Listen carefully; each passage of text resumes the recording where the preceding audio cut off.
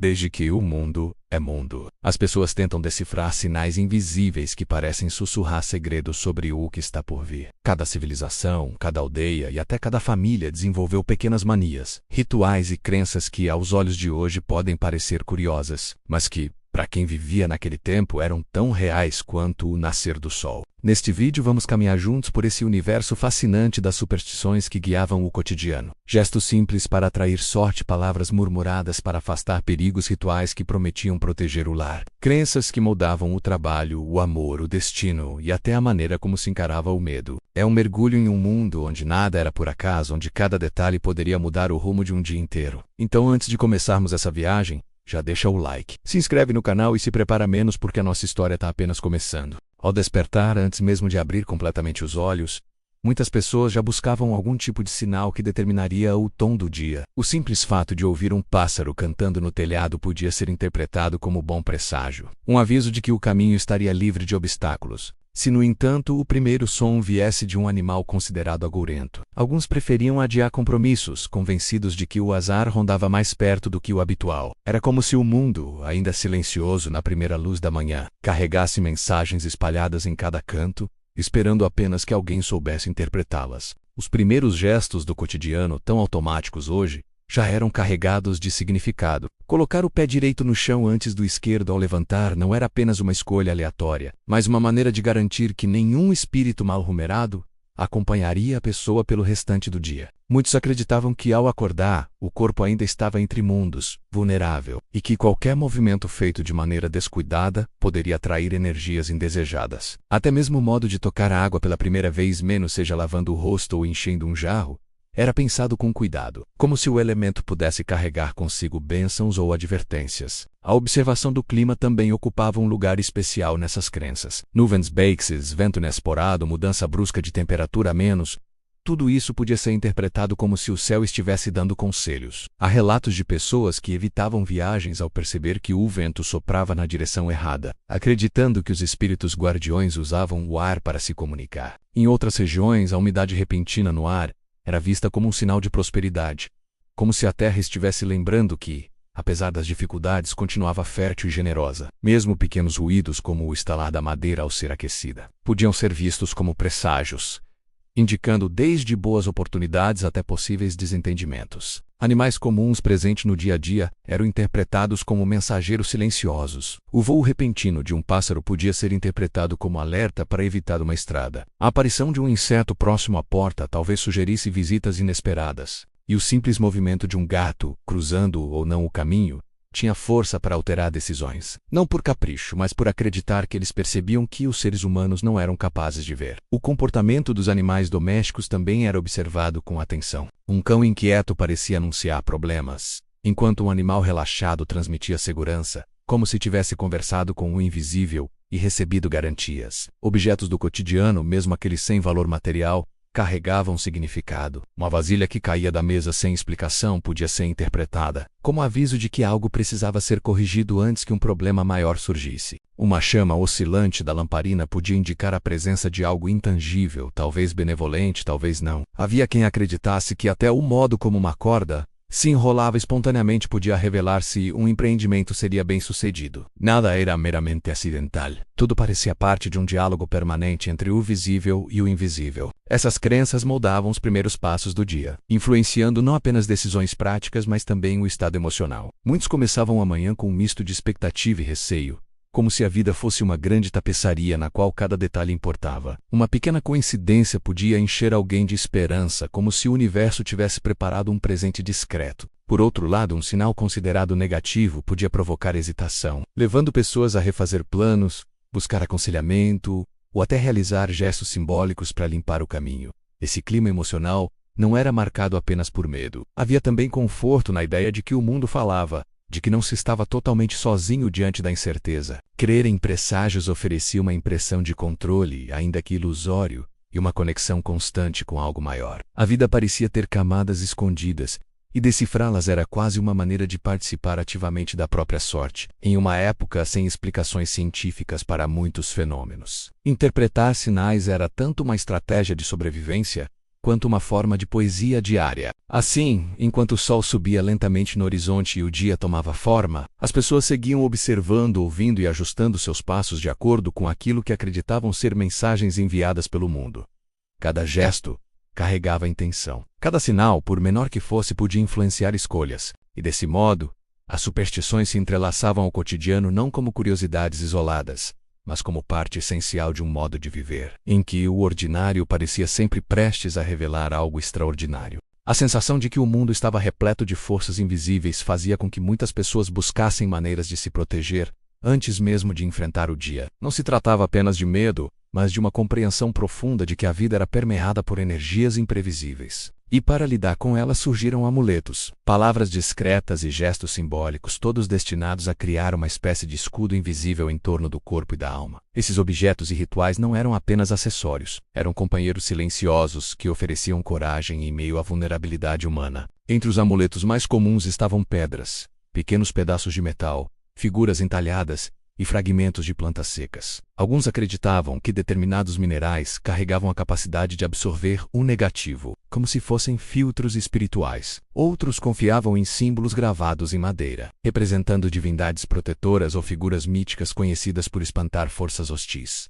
Em algumas regiões, sementes perfuradas eram usadas como colares, não pela estética, mas pela crença de que espantavam a inveja. O simples peso de um amuleto no bolso ou pendurado no pescoço trazia uma sensação de segurança, como se aquela pequena peça fosse capaz de alterar o rumo dos acontecimentos. Havia também palavras específicas, ditas em momentos estratégicos. Eram frases que funcionavam quase como senhas espirituais, pronunciadas de maneira baixa, para não chamar atenção. Ao cruzar o limiar da porta ao sair de casa, muitos murmuravam uma breve oração ou uma frase para trancar o mal do lado de fora. Se encontrassem alguém com olhar estranho ou comportamento suspeito, repetiam internamente expressões consideradas neutralizadoras. Era uma espécie de conversa silenciosa com o universo, onde cada palavra tinha poder, desde que dita no instante exato. Esses murmúrios eram parte tão natural da rotina quanto respirar. Os rituais de proteção também apareciam nos caminhos percorridos diariamente. Ao cruzar com desconhecidos, alguns desviavam o olhar de propósito, acreditando que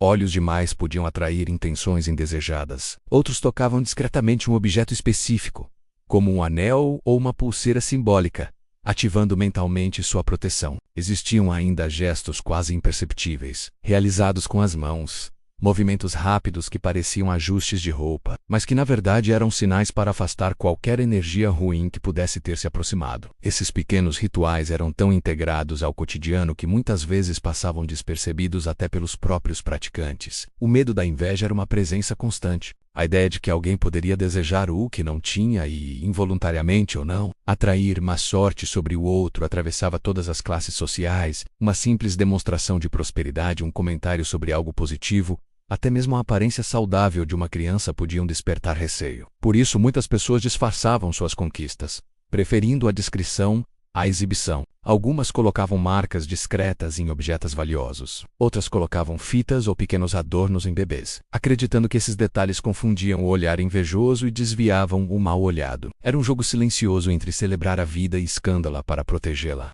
Os espíritos considerados errantes, presentes nas ruas, becos, encruzilhadas ou zonas abandonadas, também ocupavam um espaço profundo nesse imaginário. Lugares onde tragédias tinham acontecido eram evitados, ou atravessados apenas depois de um gesto ritual que criava uma espécie de barreira simbólica. Alguns deixavam pequenas oferendas em pedras, troncos ocos ou cruzamentos, como forma de pedir permissão ou garantir que nenhuma entidade se ofenderia com sua passagem. O intuito não era confrontar esses espíritos, mas reconhecer sua presença e, de certa maneira, negociar uma convivência pacífica. Curiosamente, muitas dessas práticas conviviam com sentimentos contraditórios. A proteção era sempre acompanhada por uma lembrança constante da própria fragilidade. Cada gesto que afastava o mal também era um lembrete de que ele existia, de que rondava as pessoas com naturalidade. Mas essa dualidade não era vista como uma contradição. Pelo contrário, fazia parte da lógica emocional da época.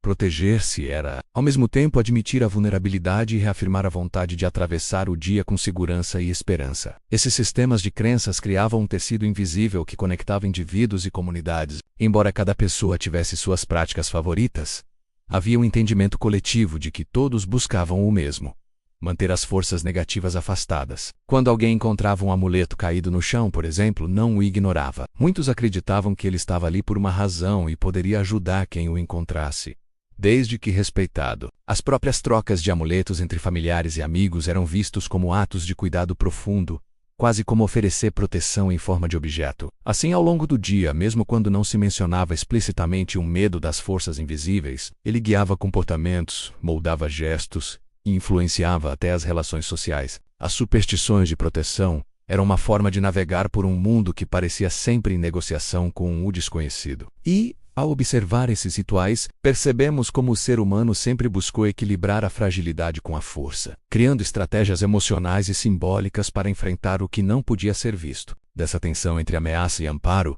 surgia um cotidiano profundamente moldado pela crença de que cada passo precisava ser acompanhado por algum tipo de guarda invisível. No mundo do trabalho, onde cada erro podia custar tempo, alimento ou sustento, as superstições assumiam um papel tão prático quanto emocional. Para muitos trabalhadores, prosperar não dependia apenas de habilidade, esforço ou clima favorável.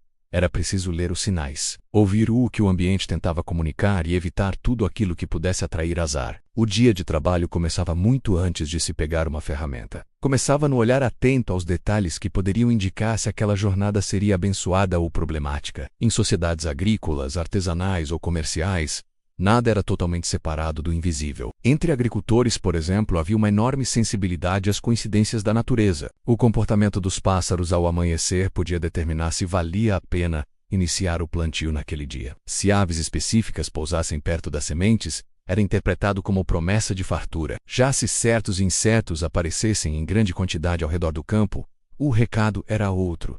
Trabalhar seria inútil, pois a terra não estava disposta a cooperar. Muitos acreditavam que o solo tinha um humor próprio, e que perceber esses humores era sinal de sabedoria. Até mesmo o cheiro da terra molhada, mais intenso ou mais suave, podia indicar se o plantio renderia ou se seria melhor adiar. No comércio, onde o contato entre pessoas e a troca de palavras tinham peso simbólico, surgiram inúmeros tabus. Abrir a porta da loja com a mão esquerda podia ser interpretado como um convite ao azar. Começar o dia com o primeiro cliente pedindo desconto demais era visto como mau sinal. Alguns comerciantes preferiam até deixar a venda escapar para não começar torto. E se o primeiro cliente do dia pagasse com moedas pequenas, muitos ficavam inquietos, acreditando que o restante das vendas viria igualmente fragmentado. Havia até a superstição de que varrer o chão logo ao abrir o estabelecimento espantava os bons negócios, como se a prosperidade fosse um visitante tímido, capaz de ir embora caso percebesse excesso de limpeza ou pressa. Os artesãos, por sua vez, desenvolviam rituais próprios relacionados às ferramentas. O som que uma lâmina fazia ao ser retirada da bainha, o modo como o martelo caía sobre o primeiro material do dia, ou até a forma como a madeira respondia ao toque eram interpretados como mensagens. Se uma ferramenta essencial escorregasse da mão logo no início do trabalho,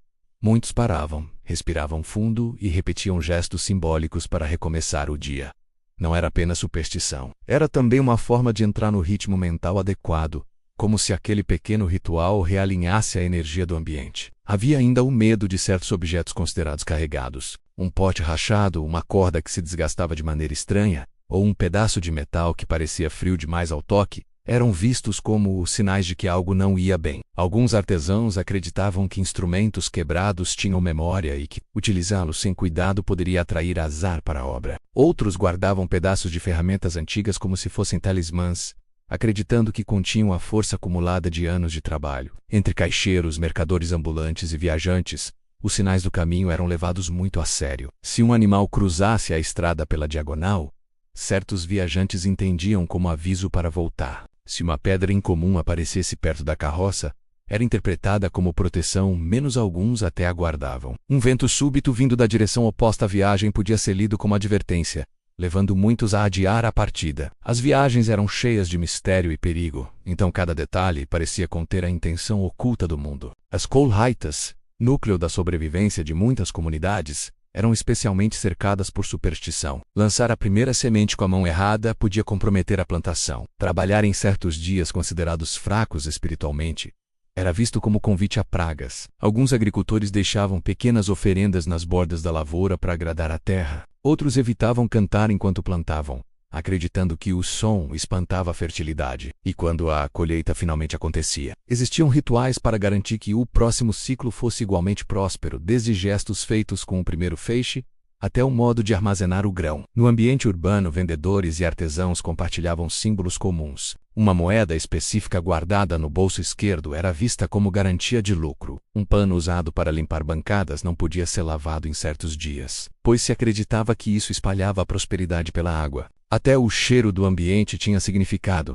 Aromas inesperados podiam ser interpretados como bons presságios, enquanto odores desagradáveis eram vistos como aviso para redobrar a atenção nas negociações. Em muitos lugares, coincidências eram tratadas com extrema seriedade. 2 vendas iguais seguidas eram sinal de que o dia seria excelente. 2 clientes desistindo da compra era alerta para que o comerciante fosse mais cauteloso. Uma ferramenta que caía no mesmo ponto 2 vezes era interpretada como indicação de que algo maior estava por acontecer. Essas pequenas repetições eram vistas como recados da sorte, como se o destino se comunicasse por meio de padrões discretos. E apesar de tantas crenças parecerem rígidas ou supersticiosas, elas ofereciam algo mais profundo, uma sensação de que o trabalho não dependia apenas da dureza da vida. Havia poesia no cotidiano, um entendimento de que cada gesto poderia abrir portas invisíveis. Para muitos, interpretar sinais era também forma de honrar a própria atividade, de se sentir conectado a uma tradição ancestral. Assim, enquanto ferramentas batiam,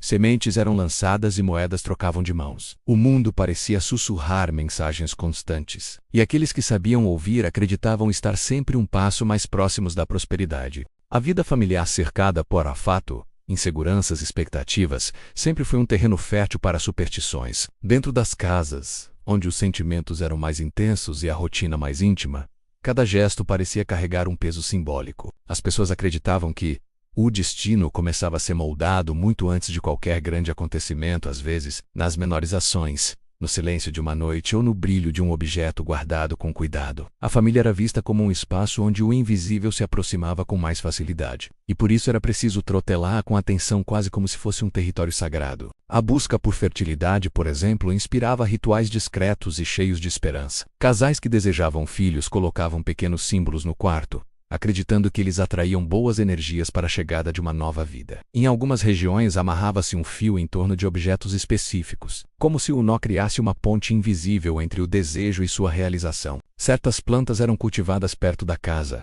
pois diziam que sua vitalidade irradiava força para os moradores. Ainda existia a crença de que determinados alimentos não deveriam ser servidos durante períodos de tentativa, pois poderiam cortar a sorte. E quando alguém engravidava, surgiam novos cuidados. Evitar visitas de pessoas consideradas azaradas. Manter sempre um objeto protetor ao lado da cama. E nunca comentar demais a boa notícia antes de certos rituais serem feitos. Os sonhos também tinham um papel decisivo no destino pessoal. Uma simples imagem noturna podia mudar a maneira como alguém encarava o dia. Sonhar com água limpa podia anunciar um casamento próximo ou a chegada de boas notícias. Sonhar com tempestades podia indicar conflitos familiares. Animais aparecendo em sonhos eram interpretados como mensageiros, menos cada um com um significado próprio. Havia quem mantivesse um caderno ao lado da cama, anotando tudo que lembrava ao acordar, como se estivesse coletando pistas enviadas pelo destino. Esses sonhos não eram vistos como ilusões da mente, mas como vislumbres de caminhos possíveis. Ignorá-los seria desperdiçar conselhos preciosos. Dentro das casas, certos objetos eram considerados guardiões da harmonia familiar. Alguns eram heranças passadas de geração em geração, carregando memórias e uma energia acumulada que não podia ser desperdiçada. Um vaso antigo, um prato especial, uma caixa de madeira ou até mesmo uma chave enferrujada tinham um valor simbólico. Quebrar um desses objetos era impensável, pois representava não apenas o dano físico, mas a ruptura de algo emocional. Quando um item considerado protetor se estilhaçava, as famílias temiam que isso sinalizasse desavenças, doenças ou perda de prosperidade. Muitas vezes, realizavam pequenos rituais de reparação, juntar cuidadosamente os cacos, enterrar parte deles ou acender uma chama ao lado do objeto para limpar a ruptura. Havia também tradições específicas que orientavam a formação de casais. Em algumas comunidades, acreditava-se que o modo como 2 pessoas se olhavam durante o primeiro encontro já revelava se a união estava destinada a prosperar. Um olhar prolongado demais podia ser visto como mau agouro. Tímido demais, como fragilidade do vínculo. Certas palavras eram evitadas nos primeiros dias de aproximação, pois diziam que poderiam espantar o amor. Até o toque tinha regras. Apertar a mão da pessoa amada com excesso de força podia indicar desarmonia futura. Os casamentos, por sua vez, eram repletos de rituais simbólicos. O vestido, os adornos, o caminho percorrido até o local da cerimônia.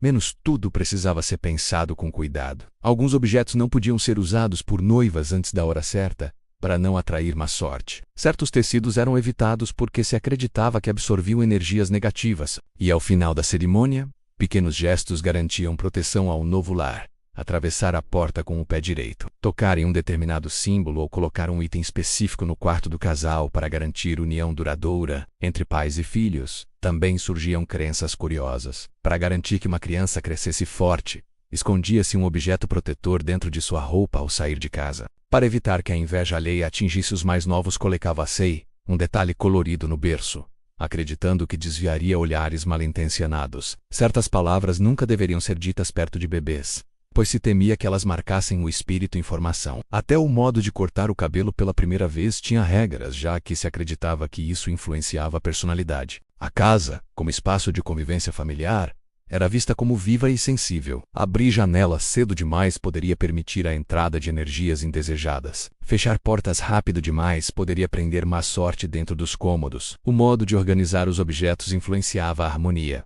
Colocar itens de ponta para cima poderia atrair conflitos. Para baixo, poderia neutralizá-los. Sentar em determinados lugares da mesa indicava posição dentro da família. E algumas cadeiras eram evitadas por todos, pois se dizia que guardavam lembranças negativas. O destino pessoal parecia sempre estar entrelaçado a esses códigos invisíveis. Quando alguém enfrentava uma fase ruim, a família logo buscava interpretar o que havia sido desalinhado.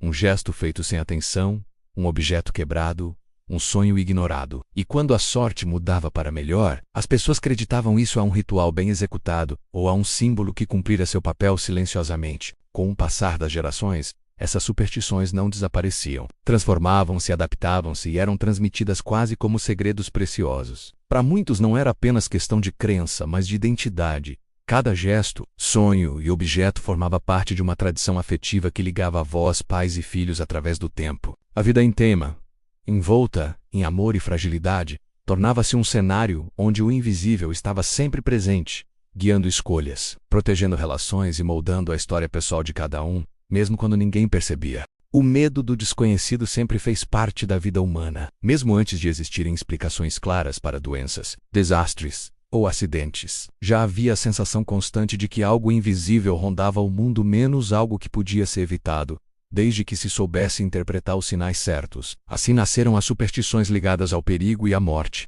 práticas envoltas em tensão, silêncio e respeito. Não eram apenas crenças isoladas, mas verdadeiros mecanismos de sobrevivência emocional, usados para enfrentar aquilo que não podia ser controlado. Um dos medos mais presentes era o de atravessar lugares considerados carregados. Certos caminhos eram conhecidos por sua má fama.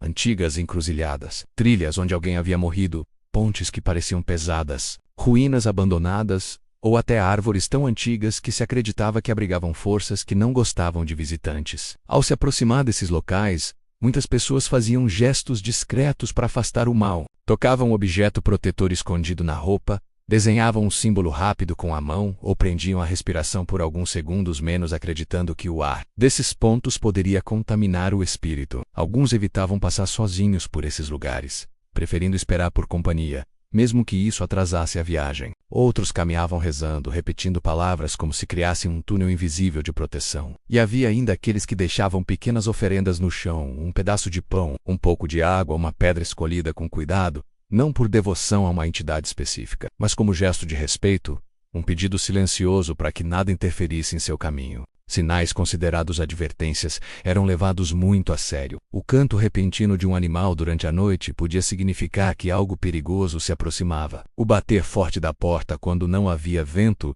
era visto como aviso para não sair de casa. Uma vela que apagava sozinha era interpretada como a presença de forças inquietas. Até o simples cair de um objeto, se acontecesse numa hora incomum, despertava a suspeita de que o ambiente estava falando. Muitas famílias tinham regras claras sobre o que fazer nesses momentos. Alguns acendiam outra chama, outros faziam orações, e alguns apenas ficavam em silêncio esperando que a tensão passasse. A morte, cercada por mistério, também era envolta em inúmeros cuidados. Quando alguém morria, a casa mudava completamente de atmosfera. Cobriam-se espelhos para evitar que a alma recém-liberta ficasse presa ao reflexo. As janelas eram abertas para permitir sua passagem. Determinados objetos eram retirados do quarto para impedir que herdassem a energia do momento. Em algumas comunidades, apagava-se o fogo do lar e o reacendia apenas depois de certos rituais, simbolizando um recomeço após a partida. Até o tempo que se passava ao lado de um corpo tinha regras. Ficar muito perto seria arriscado, pois acreditava-se que a alma, confusa, poderia tentar levar alguém consigo. Após o enterro havia gestos feitos ao atravessar a porta da casa para impedir que o luto se transformasse em má sorte. Alguns jogavam água na entrada, outros desfaziam arranjos de plantas, e havia quem realizasse pequenos movimentos com as mãos para cortar os laços invisíveis deixados pelo evento. O medo não estava apenas na morte, mas no que poderia vir depois dela. Muitos acreditavam que espíritos perturbados vagavam pelos arredores, especialmente em horários específicos. Caminhar tarde da noite exigia coragem e preparação. As sombras eram observadas com atenção. Ruídos distantes podiam significar que algo tentava se aproximar. Por isso, os notívagos carregavam amuletos mais fortes que os usados de dia, acreditando que a escuridão intensificava tudo, tanto o bom quanto o ruim. Doenças súbitas, acidentes inesperados e tragédias familiares também eram interpretados como sinais de que algo quebrara no equilíbrio invisível do ambiente. Comunidades inteiras se uniam para afastar esse tipo de ameaça. Reuniam-se para rezar, acender tochas ou fazer ruídos fortes durante a noite, espantando o que acreditavam serem forças negativas. Algumas aldeias tinham momentos específicos do ano dedicados a limpar as ruas, simbolicamente expulsando o azar acumulado. As casas eram reorganizadas, objetos eram reposicionados e portas recebiam marcas protetoras feitas com carvão-água ou erves. A ideia de que certos dias eram perigosos também era comum. Havia datas consideradas sombrias, em que se recomendava evitar viagens longas, casamentos, compras importantes ou decisões arriscadas. Nessas ocasiões, muitas pessoas se recolhiam mais cedo e mantinham um silêncio respeitoso dentro de casa. Era como se nesses períodos o mundo ficasse mais sensível, mais vulnerável ao imprevisível. Mesmo em momentos de ameaça, havia espaço para solidariedade. Quando uma família enfrentava algo considerado um mau prenúncio, vizinhos ofereciam objetos protetores, compartilhavam rituais e ajudavam a reconstruir a confiança necessária para voltar à rotina. O medo não era visto apenas como fraqueza, mas como experiência compartilhada, algo que os to-dos, cedo ou tarde, enfrentariam. Por isso, as práticas de proteção não pertenciam apenas a indivíduos, mas ao coletivo, que buscava, através dos mesmos gestos, manter o equilíbrio da comunidade. Assim, entre sombras reais e imaginadas, as pessoas encontravam meios de seguir em frente. As superstições ligadas ao perigo e à morte criavam uma rede emocional que dava forma ao medo, permitindo que ele fosse enfrentado. Cada gesto, cada silêncio, cada ritual revelava a tentativa humana de dialogar com o desconhecido, de compreender aquilo que escapa ao entendimento. E mesmo carregadas de tensão, essas práticas falavam menos sobre terror e mais sobre coragem. A coragem de viver num mundo onde nem sempre é possível ver o que nos acompanha. Quando se olha para trás e se percorre cada canto dessas antigas crenças, é possível notar algo que sempre esteve ali, silencioso, mas firme.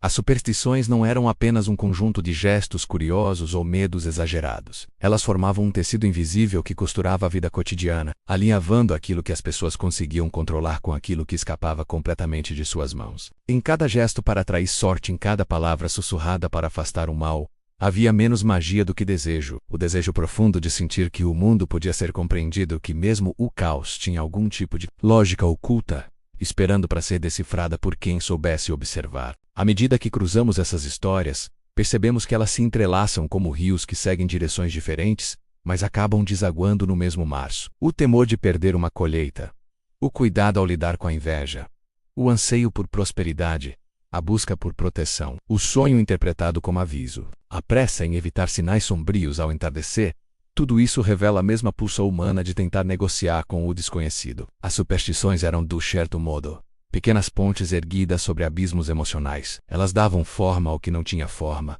ofereciam rotinas para enfrentar o amor, o trabalho, o perigo e a própria mortalidade. Ajudavam a explicar os dias bons, justificavam os dias ruins e, principalmente, tornavam o imprevisível um pouco mais suportável. E quando observamos o presente, percebemos que talvez não tenhamos mudado tanto quanto imaginamos. Ainda desviamos de algo que dá azar, Ainda tocamos em objetos que nos trazem conforto. Ainda sentimos a presença de símbolos que não sabemos exatamente explicar. Guardamos rituais pessoais que ninguém precisa entender, mas que repetimos porque nos dão segurança, como se fossem heranças silenciosas de um passado muito mais antigo do que supomos. Às vezes, basta ouvir o estalo repentino de um móvel, ou ver uma coincidência improvável para que uma pontinha de superstição desperte. Discreta, lá no fundo da mente. Não contamos para ninguém, claro menos, mas ela tá lá, teimosa e viva. Talvez o mais fascinante seja entender que essas crenças não sobreviveram apenas por medo, mas também por afeto. Eram passadas de avós para netos,